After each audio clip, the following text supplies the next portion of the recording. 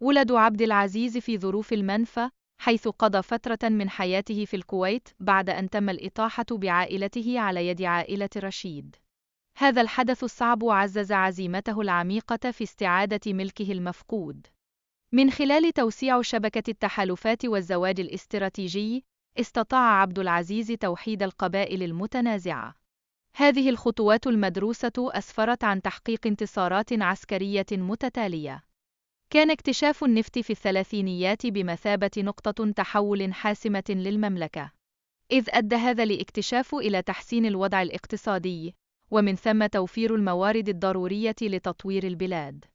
حققت أرامكو نجاحاً ملحوظاً في استخراج النفط، مما كانت له تأثيرات كبيرة على الاقتصاد السعودي، إذ زادت هذه النجاحات من ثروة العائلة المالكة، وكان لهذا التحول الاقتصادي آثار بعيدة المدى.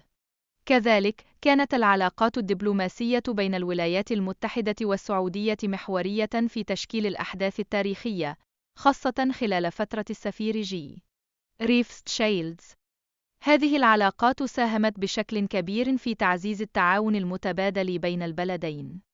كان تهديد الملك عبد العزيز بتأميم أرامكو نقطة تحول حاسمة في طبيعة العلاقات بين السعودية وأمريكا، إذ أدى هذا التهديد إلى مفاوضات معقدة حول تقاسم الأرباح. تظهر الاتفاقيات المالية بين أرامكو والسعودية كيف يمكن للسياسات الضريبية أن تؤثر بشكل عميق على نمو الشركات. هذا التعاون يضمن استقرار العلاقات الثنائية، ويعكس أهمية الشراكة الاستراتيجية. تتعلق التحديات السياسية والاقتصادية التي واجهت الحكومة السعودية، خاصة في ظل ضعف القيادة.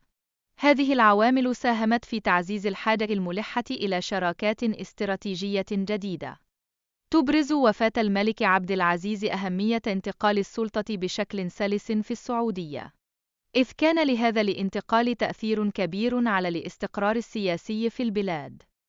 واجهت المملكة أزمة اقتصادية خانقة أدت إلى تضخم سريع وديون هائلة. هذا الوضع استدعى تدخل فيصل الذي كان بحاجة ملحة لاستعادة الاستقرار المالي. قام فيصل بتنفيذ إجراءات صارمة تتضمن تقليص الإنفاق الحكومي وزيادة الضرائب، رغم وعيه بأن هذه الخطوات قد تؤدي إلى تراجع شعبيته، لكنها كانت ضرورية لإنقاذ المملكة من أزمتها. عندما غاب سعود لأسباب صحية، استغل فيصل هذه الفرصة ليعيد تعزيز سلطته، مما مهد الطريق لاستعادة السلطة بشكل كامل. هذه الخطوات أظهرت قدرة فيصل على إدارة التحديات السياسية. تسبب حكم الملك سعود في أزمة مالية ناتجة عن الإفراط في الإنفاق. هذا الوضع استدعى تدخل الملك فيصل لإدارة الأمور المالية بشكل أكثر فعالية، مما ساعد في إعادة توجيه الاقتصاد السعودي. كان زكي يماني، الذي شغل منصب وزير المالية، له دور محوري في تحقيق طموحات الملك فيصل بفضل استراتيجياته طويلة الأمد، إذ كانت لديه رؤية واضحة لتعزيز حصة السعودية في أرامكو. أدت حرب أكتوبر إلى استخدام الدول العربية للنفط كأداة سياسية، مما أسفر عن زيادة ملحوظة في أسعار النفط.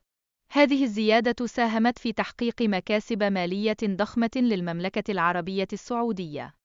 بصفته استراتيجياً بارعاً، استخدم زكي يماني أساليب التفاوض والمعلومات غير المتكافئة لتحقيق مكاسب كبيرة. كانت مهاراته في إدارة الأزمات مثالاً حياً على كيفية التعامل مع التحديات العالمية. توفي الملك فيصل عام 1975 بعد اغتياله، مما أحدث صدمة في العالم وأثر بشكل كبير على خطط الإصلاح التي اطلقها.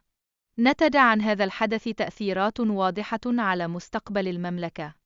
بعد اغتيال الملك فيصل، تولى الأمير خالد بن عبد العزيز العرش، وكان عليه الاستمرار في الجهود الرامية إلى تحديث المملكة. تعرضت القيادة الجديدة لضغوط كبيرة للحفاظ على الاستقرار. نجح الشيخ اليمني في إقناع أرامكو ببيع 100% من أسهمها، مما أدى إلى تحول جذري في ملكية الشركة. تمت هذه الصفقة بسعر مرتفع بلغ 2 مليار دولار. بعد الاستحواذ، اتخذت الحكومة السعودية قراراً بالإبقاء على المدير التنفيذي الأمريكي لضمان استقرار العمليات. هذه الخطوة ساعدت في الانتقال السلس للإدارة إلى الجانب السعودي. في الثمانينات، تم تعيين علي النعيمي كأول مدير تنفيذي سعودي لأرامكو، حيث بدأ في تدريب المواهب المحلية وزيادة نسبة الموظفين السعوديين. هذه المبادرات ساهمت في تعزيز قوة الشركة. كان لتقنيات الحفر تأثير كبير على زيادة إنتاج النفط، إذ سمحت هذه التقنيات باستخراج كميات أكبر من الهيدروكربونات، وكانت مفتاح نجاح ثورة الصخر الزيتي. استجابت السعودية لتحديات السوق من خلال محاولة الحفاظ على مستويات إنتاج مرتفعة لمواجهة زيادة الإنتاج في الولايات المتحدة.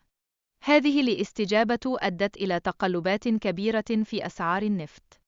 تعتبر رؤية 2030 استراتيجية جديدة تهدف إلى تقليل الاعتماد على النفط. هذه الرؤية تسعى إلى تنويع الاقتصاد من خلال الاستثمار في مجالات مثل السياحة والطاقة المتجددة.